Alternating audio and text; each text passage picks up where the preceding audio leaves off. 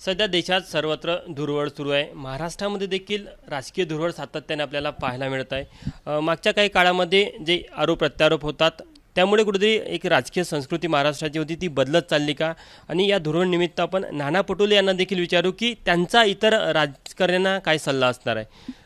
आज धुरवड आहे, खरं तर सुरुवातीला शुभेच्छा कशा प्रकारे द्याल तुमच्या सर्व राजकीय मित्रांना तुम्ही? सर्वप्रथम मी माझ्या महाराष्ट्राच्या जनतेला होळीच्या मनापासून शुभेच्छा देतो। हे आमच्या संस्कृतीतलं हिंदू संस्कृतीतला हा महत्त्वपूर्ण सण आहे। मनुष्याच्या जीवनामध्ये अनेक रंग असतात, उतार चढाव असतात, वैरत्व येतं आणि या सगळ्या या रंगाच्या सणामध्ये अनेक रंगांनी एकत्रित यावं आणि एकजुटीनं पुन्हा सगळ्यांनी कामाला लागावं हा संदेश हा होळी देतं। पण अलीकडे जे राजकारण तुम्ही ज्या राजकारणाचा उल्लेख केला, एवढ्या खालच्या पातळीचं राजकारण महाराष्ट्रात कधीच आलेलं नव्हतं। विरोधकांनी काही बोलावं, त्याच्यावर खोटे आरोप लावून त्यांच्यावर गुन्हे दाखल करावे, त्यांना त्रासून सोडावं, त्यांच्या परिवारापर्यंत पोचावं, हे महाराष्ट्रात कधीच झालेलं नव्हतं। पहिल्यांदा या राज्यामध्ये गेल्या 10 वर्षापासून हा प्रयत्न चालू आहे। माझा एवढाच सल्ला आहे सगळ्यांना की आम्ही आपल्या सामाजिक आणि राजकीय जीवनामध्ये जगत असताना आपलंही स्वतःचं काही जीवन असतं।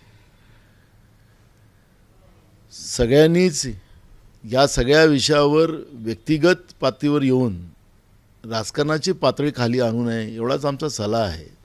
महाराष्ट्राच्या परंपरेला सगळ्यांनीच पुढे नेण्याचं काम सगळ्यांनी करावं। हा जो यशवंतराव चव्हाणांनी या महाराष्ट्राच्या विकासाचा मंगल कलश जो रोवलेला होता, संयुक्त महाराष्ट्राची निर्मिती झाली, पण आज महाराष्ट्राची जी अवगता जी झालेली आहे ते मला सगळ्यांनाच कळतं आहे। केंद्रातल्या आकांक्षा इशाऱ्यावर पूर्ण महाराष्ट्रातले उद्योग नागपूरसहित आज विशिष्ट राज्यामध्ये पोहोचवले जात असतील तर आम्ही वोटावर मिशी ठेवतो। सगळे जवळपास राजकीय लोक जे आहेत सत्तेमध्ये, सगळ्यांच्याच मिठावर कोणावर बारीक असेल, कोणावर मोठी असेल। होळीचा सण आहे म्हणून बोलतो आहे मी, नाही तर मी मिशीचा उल्लेख केला नसता। तर मर्दासारखे मिशी ठेवतो, मर्दासारखं वागलं पाहिजे, असं झुकण्याचा बाणा आमचा नाही। नागपूरच्या एअरपोर्टमध्ये आम्ही काही लोकांना मागताना पाहिलं, मागं काही बोलताना पाहिलं, असंही आम्ही पाहिलेलं आहे। त्यामुळे आमचा महाराष्ट्राचा बाणा बाण्यासारखा असला पाहिजे, एवढंच माझा सल्ला आहे। कुठेतरी या राजकीय धुरवड कमी व्हायला पाहिजे का? जी चिखलफेक आहे ते आता कुठेतरी थांबायला पाहिजे।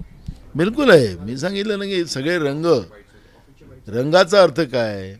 विविध जाती, विविध धर्म, गरिबी, मध्यमवर्गीय, श्रीमंत, हे रंग आहेत, समाजातले रंग आहेत। या सगळ्या रंगांनी एकत्रित यावं हा संदेश या होळीच्या सणाच्या निमित्तानं आपल्याला दिला जातो। ती आपली संस्कृती आहे। गाणे पण आहे की सगळ्यांनी एकत्रित यावं वगैरे, असं गाणं पण असतं। तर म्हणून तुम्हाला सांगतो की आणि म्हणून रंग बरसो बिगया चुनिया काय गाणं असते, तसे गाणे खूप आहेत, पण आता ते काय मला आता या काळात बोलायचं काही बरोबर नाही। पण मी तुम्हाला सांगतो की हा होळीचा सण आम्ही आनंदाने सगळ्यांनी साजरा करावा आणि महाराष्ट्रासाठी आम्ही सगळ्यांनी एक यावं, खालच्या पातळीत जाऊ नये, एवढाच आमचा सल्ला आहे। कॅमेरामॅन व्यंकटेश नायडूसह तुषार कोहळे, एबीपी माझा, नागपूर।